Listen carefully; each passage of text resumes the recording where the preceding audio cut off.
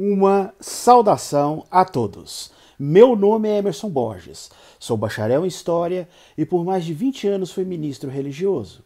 Sou o escritor desse livro, A Bíblia sob Escrutínio. Sou o criador desse canal no YouTube, como também do Instagram, do site e da página no Facebook Deus e Homens. E hoje vamos falar sobre os crimes de Jesus. Se Jesus Cristo vivesse nos dias de hoje e agisse conforme está registrado nas páginas da Bíblia, diversas das suas ações seriam enquadradas hoje como crimes. Isto mesmo, diversas ações de Jesus seriam enquadradas no Código Penal. Você sabia disso? Hoje nós vamos analisar algumas passagens onde Jesus toma algumas ações que nos dias de hoje, com certeza, ele seria preso. No Evangelho de Marcos, capítulo 5, versículo de 2 a 19, nos deparamos com um relato, no mínimo, estranho. Se você tiver uma Bíblia em casa, você pode pegar o seu exemplar e ler esse relato. Ali, resumidamente, nos conta uma ocasião em que Jesus está passando por uma determinada região e ali ele se depara com um homem que está endemoniado. Segundo o relato, ele estava endemoniado não apenas por um demônio, mas por vários demônios, por uma legião de demônios. Esse homem causava muitos problemas ali na região e ele ficava vivendo ali entre os túmulos. E várias vezes as pessoas tentaram amarrar ele, deixar ele preso, mas ele conseguia se desvencilhar, né, das amarras, dos grilhões e ficava causando confusão ali na região.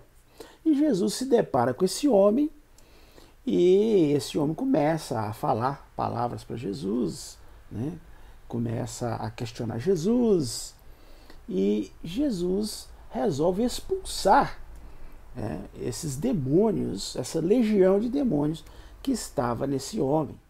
Jesus então ordena que essa legião de demônios saia desse rapaz, né? Deixa o corpo desse homem. E os demônios ali pedem que Jesus mande eles para uma manada de porcos. Isso mesmo.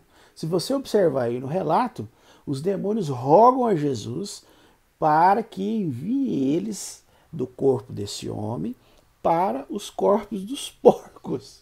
Olha bem, para que eles pudessem possuir os porcos. Então, Jesus permite e, segundo o relato, essa legião de demônios, eles incorporam nos porcos. E essa manada se precipita por um despenhadeiro e cai, né? Cai lá de uma ribanceira no mar, de um penhasco parece, né? Cai lá no mar e todos os porcos morrem. Eram quase 2.000 porcos, segundo o relato. Como você aí, religioso que está me vendo, como que você encara esse relato?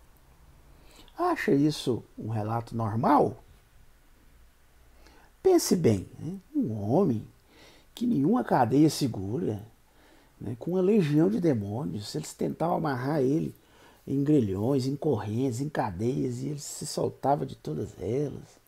Um homem que vivia entre túmulos, né? Que estava com uma legião de demônios. E de repente começa a entabular uma conversa com Jesus. E nessa conversa eles pedem que Jesus deixe ou permita que eles incorporem porcos. E esses porcos, os demônios fazem com que essa manada de porcos, que eram quase 2.000 porcos, caiam de um precipício no mar. E ali eles morrem, todos esses animais morrem, né, de maneira cruel. Como que você encara esse relato? Se formos encarar como um relato fictício, uma lenda, um mito, como eu sempre venho falando aqui no meu canal, nos meus vídeos, que a Bíblia contém inúmeros relatos mitológicos, lendários, fictícios, fantasiosos, que foram passados pela transmissão oral e através dos tempos foram colocados por escrito. Se formos analisar dessa forma, ok, a gente vê realmente muitos relatos fantasiosos que causam espanto mesmo, né? São relatos sinistros, espantosos. Agora, se formos encarar esse relato como um relato real, como algo que realmente aconteceu desta forma, não podemos deixar de mencionar que, nessa ocasião, Jesus ele cometeu um crime. Exatamente. Ele cometeu um crime ambiental. Se você observar na lei número 9.605, no artigo 32, ali diz que praticar ato de abuso, maus tratos, ferir ou mutilar animais silvestres, domésticos ou domesticados, nativos ou exóticos, constitui um crime ambiental. E a pena é a detenção de 3 meses a 1 ano, além de multa. Então, nessa ocasião, Jesus, ao permitir que essa legião de demônios incorporasse numa manada de porcos, ele, através dessa atitude, ele desencadeou uma reação que levou, né, à morte cruel e horrível desses animais. E nos dias de hoje, com certeza, ele seria enquadrado nessa lei, receberia a pena e até teria que pagar uma multa, né? Então veja que, se formos analisar os relatos da Bíblia de maneira literal, como relatos que realmente ocorreram exatamente como está relatado na Bíblia, vamos ter que reconhecer que nas leis de hoje, Jesus, nesse relato, cometeu um gravíssimo crime ambiental. Mas não foi só esse crime que ele cometeu, não. Ele cometeu um outro crime ambiental. Se você abrir o exemplar da sua Bíblia, que você tem aí na sua casa, no Evangelho de Marcos, no capítulo 11, você vai se deparar com uma outra passagem também igualmente estranha. Uma passagem muito sinistra. Nesse capítulo 11 do Evangelho de Marcos, você vai encontrar o relato onde Jesus vê uma figueira que tinha folhas e foi ver se ele acharia nessa figueira algum fruto. E chegando lá, ele não achou nenhum figo ali, ele só achou folhas. E Jesus vira para a figueira e lança uma maldição. Isso mesmo, ele amaldiçoa a figueira. Ele diz: nunca mais coma alguém fruto de ti. E passou-se ali algum tempo, eles, ao voltar, né, perto dessa figueira, eles notaram que a figueira realmente tinha secado desde as raízes, né? Estava morta, totalmente ressecada até as raízes. Você aí, religioso, acha que eu estou inventando essa história? Leia na sua própria Bíblia aí, no Evangelho de Marcos, capítulo 11. Você vai ver quando ele chega na figueira e tenta achar algum fruto, no versículo 13, onde ele amaldiçoa a figueira.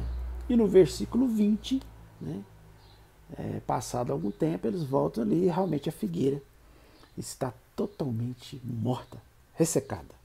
Se formos considerar esse relato como um relato real, né, autêntico, e que aconteceu exatamente dessa maneira, Jesus, se fosse julgado pelas leis de hoje, ele seria enquadrado em outro crime ambiental, do artigo 49 da Lei 9.605, onde diz: destruir, danificar, lesar ou maltratar, por qualquer modo ou meio, plantas de ornamentação de logradouros públicos ou em propriedade privada alheia, constitui crime ambiental.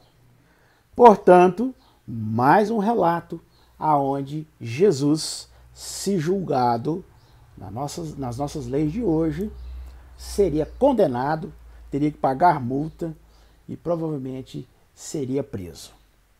Mas temos um outro relato interessante aonde Jesus ele também comete um outro crime que está tipificado no nosso Código Penal. Se você abrir a sua Bíblia no Evangelho de Mateus, capítulo 21, você vai ver ali aquela famosa passagem onde Jesus entra no pátio do templo e expulsa ali as pessoas que estavam comprando e vendendo.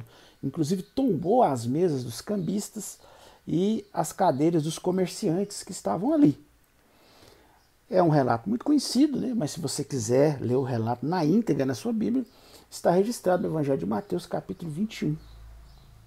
Nessa ocasião, ao Jesus agir dessa maneira, se encararmos esse relato como um relato autêntico, verídico, e se encararmos que ele realmente agiu dessa maneira que está descrito ali, ele cometeu um crime de dano ao patrimônio de outra pessoa. Causar dano ao patrimônio de outra pessoa, física ou jurídica, é considerado um crime de dano. Está no artigo 163. Diz assim, ó, destruir, inutilizar ou deteriorar coisas alheias de forma intencional, seja essa pública ou privada, geralmente sem motivo aparente ou com o propósito de causar ruína, é considerado crime de dano ao patrimônio. E visto que o templo era uma propriedade que estava ali sob os cuidados dos sacerdotes, ele, ao invadir esse local, que era um local público, mas que estava aos cuidados dos sacerdotes, os sacerdotes é que tomavam conta desse local, e ao agir desta forma, destruindo ali as mesas dos cambistas, as cadeiras, causando ruína ali àqueles objetos particulares daquelas pessoas, Jesus está cometendo um crime de dano ao patrimônio de outra pessoa, porque aquelas coisas não eram dele, não pertenciam a ele, e ele jamais, segundo a lei que temos hoje, poderia fazer isso. Se fizesse isso, nos dias de hoje seria enquadrado na lei de crime de dano ao patrimônio. Um outro crime que Jesus comete, que está relatado nas páginas da Bíblia, está tipificado no nosso Código Penal como crime de tortura, que está no artigo 1 da Lei 9.455. Ali no artigo 1 fala que constitui crime de tortura constranger alguém com emprego de violência ou grave ameaça, causando-lhe sofrimento físico ou mental. E é do conhecimento geral das pessoas que Jesus, claramente, em várias ocasiões, ele diz que as pessoas que não seguissem as suas palavras, que não depositassem fé nele, seriam destruídos, seriam torturados, seriam castigados eternamente. Se você abrir a sua Bíblia no livro de 2 Tessalonicenses, capítulo 1, versículos 6 a 9, ali fala claramente que Jesus, com seus anjos poderosos, em fogo chamejante, iria trazer vingança contra os que não conhecem a Deus e os que não obedecem às palavras de Jesus, do próprio Jesus. Ali diz claramente que essas pessoas sofrerão a penalidade da destruição eterna e seriam banidos da face do Senhor e da glória do seu poder. Inclusive, ele ordena em Marcos, capítulo 16, versículo 15 e 16, ele fala que era para levar essa mensagem ao mundo inteiro, dizendo claramente que quem acreditasse seria salvo, mas quem não acreditasse seria condenado. Inclusive, Jesus até em várias passagens, ele faz alusões a tormentos eternos. Por exemplo, tem aquela famosa passagem onde Jesus diz que é melhor a pessoa entrar com um só olho no reino do que entrar com os dois olhos no inferno, aonde o fogo não apaga. Porque ele fala, se o teu olho te faz tropeçar, arranca-o fora. Porque é melhor entrar com um só olho no reino do que ir com os dois olhos para o inferno ou para a hiena ardente. aonde o fogo consome. O próprio Jesus, na famosa parábola das ovelhas e dos cabritos, ele fala que as ovelhas iriam para o seu lado direito, e seriam abençoadas. Já os cabritos seriam colocados à esquerda e seriam lançados na destruição do fogo eterno. Olha bem. Inclusive ele chegou até a fazer uma ilustração, chamada ilustração, uma parábola, né, do rico e do Lázaro, aonde ele descreve claramente nessa ilustração o inferno, porque o rico vai para o inferno e o Lázaro vai para o céu.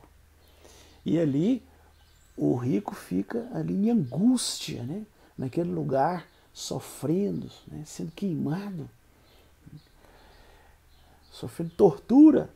E ele vê o Lázaro lá no céu e começa a clamar a ele: oh, joga uma gota d'água aqui para aplacar a minha sede, que eu estou sendo torturado, eu estou numa tortura terrível aqui. Então, Jesus chega a fazer uma ilustração, uma parábola, descrevendo claramente o sofrimento eterno, a angústia, a tortura que as pessoas que não depositassem fé nele iriam enfrentar. Portanto, diante de todas essas provas que estão claramente registradas na Bíblia, Jesus, ele seria, nas leis de hoje, enquadrado no crime de tortura, aonde ele claramente constrangeu as pessoas, usando emprego de violência e grave ameaça, né, ameaçando causar sofrimento físico e mental às pessoas que não acreditassem nele, que não depositassem fé nas palavras do próprio Jesus. Um outro crime que Jesus claramente comete nos relatos da Bíblia, se formos analisar esses relatos como relatos reais, é o crime de defender a escravidão. Isso mesmo. Você pode observar nos evangelhos que Jesus constantemente usa ilustrações, parábolas envolvendo escravos, né? Falando sobre escravidão, falando sobre a relação do Senhor com o seu escravo, e em nenhum momento ele fala contra essa prática abominável, né? Em nenhum momento ele fala uma vírgula sequer contra essa prática que hoje é tipificada nas leis como crime, né? O crime de incentivo ou da prática à escravidão. Segundo o artigo 149, lá diz que reduzir alguém à condição análoga de escravo, quer submetendo a trabalhos forçados, quer restringindo por qualquer meio sua locomoção em razão de dívida contraída com o empregador, é considerado crime, crime de serviço escravo. E a pessoa que faz isso, ela é enquadrada nesse crime. E Jesus, na sua época, né, fala constantemente sobre esses relacionamentos de senhores com escravos. Em nenhum momento ele diz que isso é uma prática repugnante, que isso é um absurdo, que as pessoas não deviam fazer isso, né? Então, se Jesus realmente fosse como os religiosos encaram o Filho de Deus, uma pessoa evoluída, que veio aqui para mostrar às pessoas, né, pensamentos mais nobres, mais avançados, com certeza ele falaria muito, ele criticaria, né, esse sistema escravocrata que existia nessa época, e com certeza ele faria duras críticas à escravidão. Mas não é isso que vemos, né? Ele considera como algo normal, né? E nas suas parábolas, nas suas ilustrações, ele até, em algumas delas, dá razão aos senhores que escravizam outras pessoas, como por exemplo em Lucas capítulo 12, versículo 47, onde Jesus, em uma de suas ilustrações, diz que o escravo, sabendo da vontade do Senhor e não se esforça, ele deve receber muitos açoites, né? Vai ser executado dele muitos açoites, porque o escravo não se esforçou para executar a tarefa que o seu senhor mandou corretamente. Então, ele vai ser submetido a muitos açoites, né? Então, veja que Jesus considera isso como algo normal, corriqueiro, né? Se o escravo não fizer exatamente o que o Senhor mandou, né, ele vai receber um castigo, né? Vai receber muitos açoites. Né? E veja que ele não fala uma vírgula contra isso, contra essas práticas desumanas, repulsivas, repugnantes. Bom, estes são alguns exemplos de atitudes e ações de Jesus que, se fossem julgadas pelas leis de hoje, seriam claramente tipificadas como crimes. E se você gostou do vídeo de hoje, não esqueça de dar o joinha aí para nós. Estoura esse like aí para nós, isso é muito importante. Além disso, se inscreva em nosso canal. Eu já observei que mais da metade das pessoas que assistem os vídeos do nosso canal não são inscritos. Então se inscreva.